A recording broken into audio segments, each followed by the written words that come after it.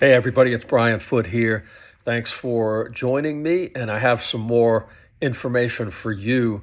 I want to give you some insight into what the day in the life of someone professionally running money for others and for themselves looks like. What should you be doing all day if you want to be a full time investor? Or even, how should you organize the hours you want to devote to your investment plan? If you're a hobbyist, if you're a do it yourself person, stick with me because this is a way of thinking about what it actually means to invest. Um, I start with the weekend. The best work gets done between the close of market on Friday, that's 4 o'clock Friday afternoon in New York, and Sunday evening. What am I saying here? The best work gets done between 4 p.m. Friday because it's the beginning of an unobstructed 66 and a half hours of no market noise until Monday morning, 9:30 when the market reopens.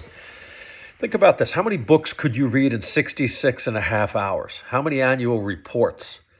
How many malls could you visit to see what your favorite retailers and restaurants are doing or how your favorite brand of shoes is selling? Over 66 and a half hours. You'd be very surprised. A lot of due diligence.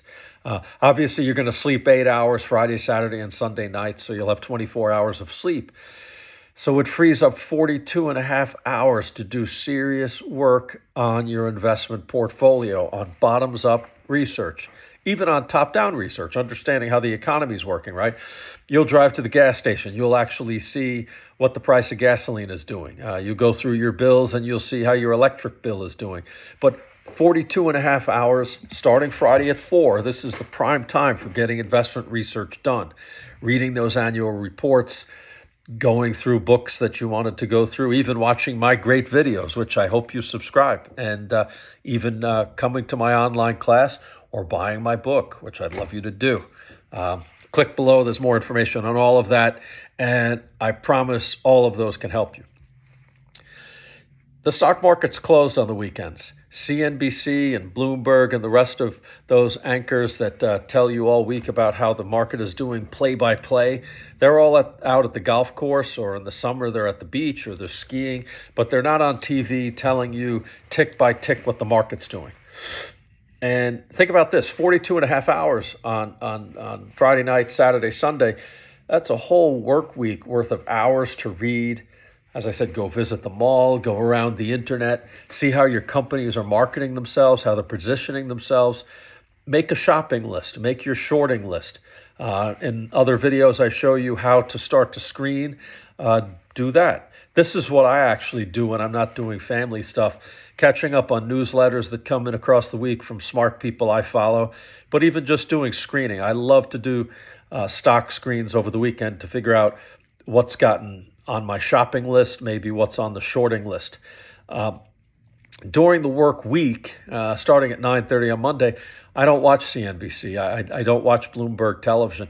A lot of good tidbits come out on those things, but I actually invest for a living. My job is to figure out what the companies are worth, build positions in them, hedge the portfolio, hopefully make money on the short side.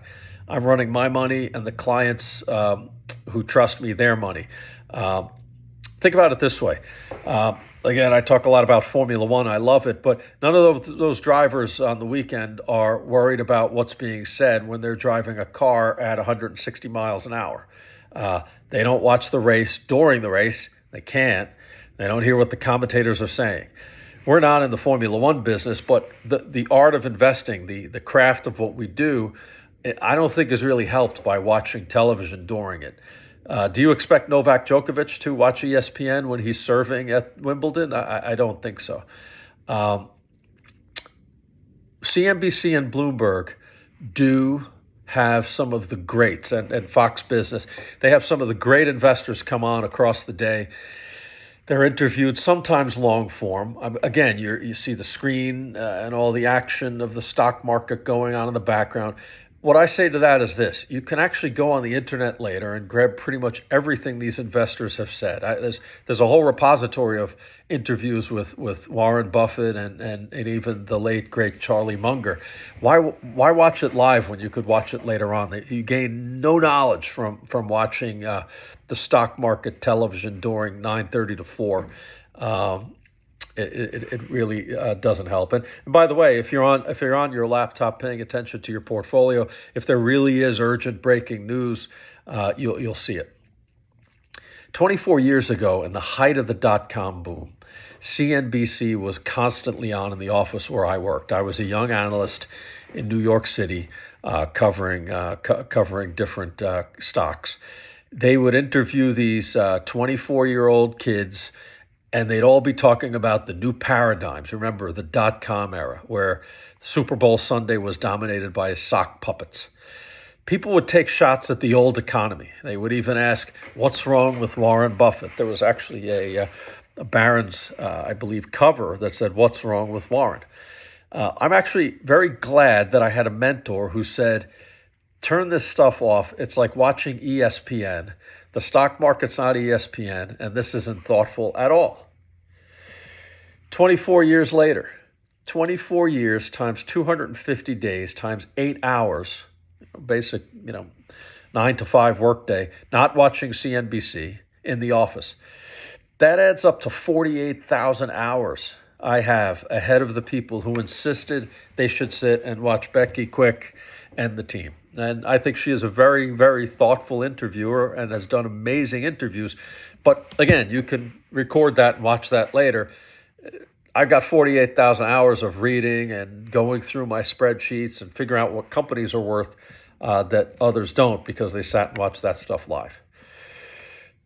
Incidentally, don't during the day spend too much time watching the screen. I know a lot of technical-oriented people love to watch the squiggles on the screen, and psychologically that can mess you up, especially if you're buying fractional interest in companies for the long haul, which we try to do at very good prices.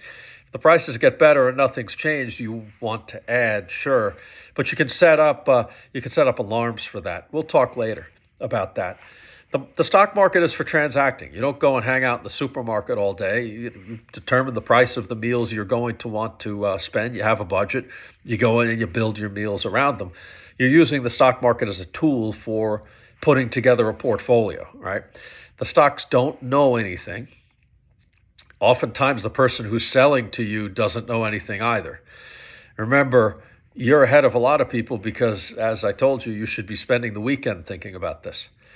I'll have more for you. That's a lot to digest. Certainly don't want you giving up your entire weekends to studying stocks, although it is a fun pastime. But put yourself in the mindset of, as a person in the world, you are constantly being exposed to transactions and different elements of business. You're a consumer, right? You probably either own a business or you're a professional, and so you transact, and that feeds into the overall job of being an analyst, right? My job as a professional analyst, your job as a part-time do-it-yourself analyst, it's all part of the same thing. Over the course of the next few months and in my courses, I'll be giving you a lot of ideas of things to read. Obviously, the best things to read are the annual reports of the companies you're following, but there's a lot of other stuff out there. So stay tuned, but thanks for joining as always, and I'll see you soon.